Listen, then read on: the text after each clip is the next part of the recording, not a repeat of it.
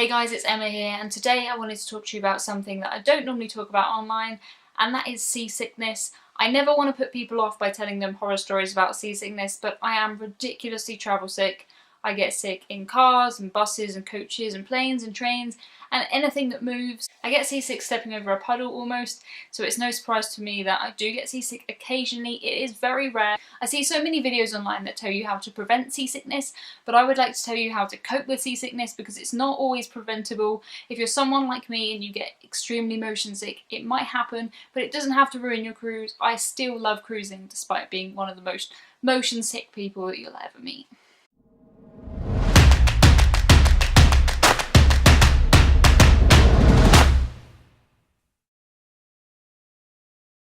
If you're stuck on a cruise and you're feeling unwell, the most important thing I would say is to try and get fresh air.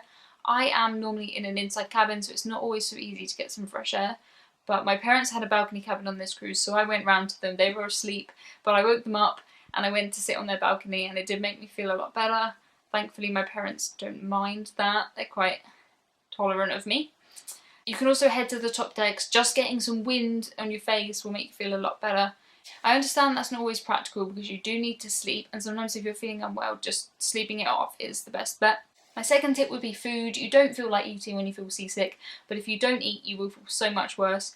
I mostly ate bananas, bread and Doritos.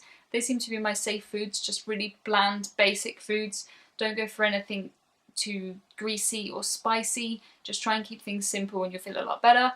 Also, anything with ginger in it is supposed to be really good for seasickness, and green apples apparently. I was just eating those because I could tolerate them, and maybe they did something for the seasickness, I'm not too sure.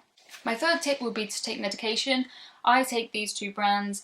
Please don't think that by taking medication the seasickness has won, because it's so much better to take this and get a good night's sleep and wake up feeling better than to lay around feeling miserable all night.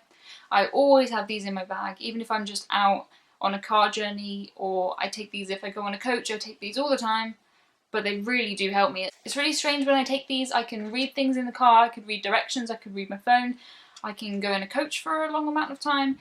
These are honestly magic, so please don't overlook medication and don't think that they're a bad option, because they're brilliant. You can normally get medication from the reception or the medical desk. Mostly I think they're free. I guess it depends on the cruise line, but I've never known of a cruise line which charges you for them, which is fantastic, but I would still recommend getting a packet of these before you go and just keeping them in your bag. It is so much better to be safe than sorry.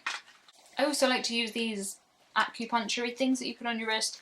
I have no idea if they work, but there's nothing to lose from wearing this, is there? So I normally have one of those, take some medication, go to bed and sleep it off. My last tip might seem really a bit extreme, and if you don't get seasick you won't understand. You'll think I'm being really overdramatic, but in our inside cabin the beds were going sideways, so when I was laying in bed I would be going up and down and up and down, and it was I hated it so much, and I actually moved my bed to the floor so I could sleep sideways and at least roll rather than going up and down, and it made me feel so much better. If you look at this video I filmed of my cup on the floor just rolling back and forwards, I think you'll understand that is what my insides felt like, which is not nice.